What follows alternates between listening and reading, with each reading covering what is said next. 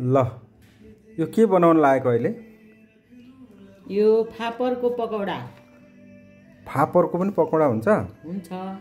के राखेको छ यसमा? यसमा धनियाँ, हरियो प्याज, सुकेको प्याज, टमाटर, थोरै चिकन किमा, अदुवा लसुनको पेस्ट, एउटा अंडा, अनि खुर्सानी पनि छ? खुर्सानी हरियो, धनियाँ जीरा पाउडर। यो के राखेको? यो फापरको पिठो। फापरको पिठो। ए फापरको पिठोको पनि हुँदो रहेछ है? फापरको पिठोको पिठो मात्रै देखिरहेको छ। अब यसमा फापरको पिठो राखिसक्यो, पिठो मात्रै देखिएको छ भनेर भन्दैछ, तर यहाँ भित्र चाहिँ अरु पनि कुराहरु छ। अब यसलाई मुस्ने हो, यसरी मुस्ने। अलिकति पकड गर्नको लागि अलिकति बेसन हाले पनि हुन्छ। बेसन हालेको छ। अब यो यसरी मुस्ने, बिस्तारै अलिअलि यसरी पानी पनि मुस्दै जाने, राखेर मुस्दै जाने। यसरी यो पकोडा बनाउने हुने खालको बनाउनु पर्यो। पेस्ट चाहिँ धेरै पातलो पनि हैन, बाक्लो पनि हैन, चाहिए अनुसार अलिअलि यसरी पानी हाल्दै हाल्दै मुस्दै जाने। ल यो मुसेर यस्तो बनाएर राखेको छ। अब यो एकछिन राख्ने, 10 मिनेट जति राख्ने। यो अलिकति फुलेर आउँछ। अनि त्यसपछि यतापट्टि अब फ्राई गर्नलाई, डीप फ्राई गर्नलाई तेल बसाउनु पर्छ। ल अब यो के गरेको? यो टमाटर अलि थोरै तोरीको तेल राखेर हामीले पकाउने। यो फ्राई प्यानमा फ्राई पकाउने। हजुर। अनि यो बोक्रा यसरी निकाल्ने। अब के गर्ने यसलाई? अनि हरियो खुर्सानी अनि टिमुर पिसेर अचार बनाउने। हरियो खुर्सानी, टिमुर पिसेर अनि यो टमाटर पनि पिस्ने।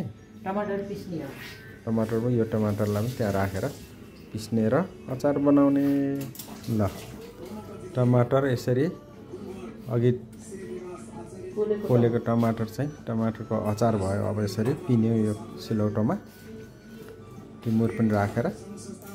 अब यो टमाटरलाई एउटा प्लेटमा मिक्सर भन्दा सिलौटामा पिसेको टेस्टी हुन्छ। यसरी प्लेटमा उठाउने।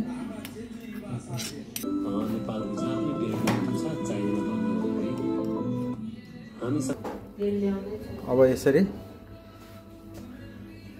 तेल तताउने। अब चाहिँ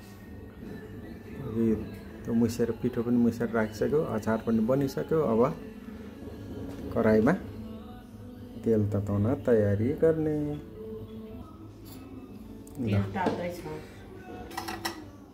तेल धेरै पनि राख्न परेन, जति बनाउने हो ठिक्कको गर्ने। यो तेल अहिले चाहिँ तातिरहेको देख्न सक्नुहुन्छ।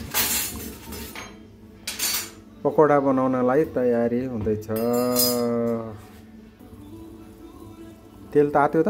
तात्यो। तेल तात्यो, यसरी चेक गर्ने। अब सुरु गर्ने। ल पकोडा बनाउन सुरु गर्यो, कस्तो हुन्छ हेरौँ है। अब यसरी पकोडा हाल्दैछ, नजोडिने गरिकन हाल्नु पर्यो। हातले हाल्दा पनि हुन्छ, चम्चाले हाले पनि हुन्छ, हातले हाले पनि हुन्छ। ठिक्कको, ठुलो पनि हाल्नु हुँदैन।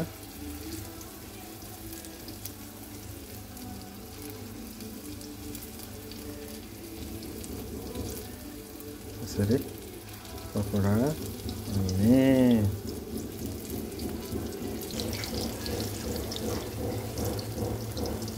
ल पकोडा चाहिँ मजाले फ्राई भइरहेछ। एकछिनसम्म यसलाई फ्राई गर्ने। ल अब यसरी पकाउने, पल्टाउने। यसलाई पल्टाएर अलि ब्राउन हुन्जेलसम्म, पाक्ने बेलासम्म गर्ने। सानो आगोमा पकाइराखेको छ। अब एकछिन पछाडि हेरौँ।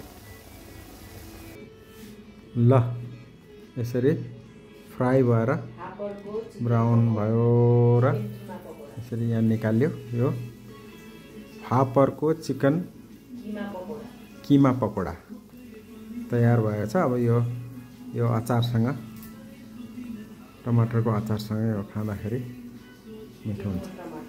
टेस्टी छ ल अब यो टमाटरको अचारसँग यसरी टेस्टी छ रोपेर खाने कस्तो छ?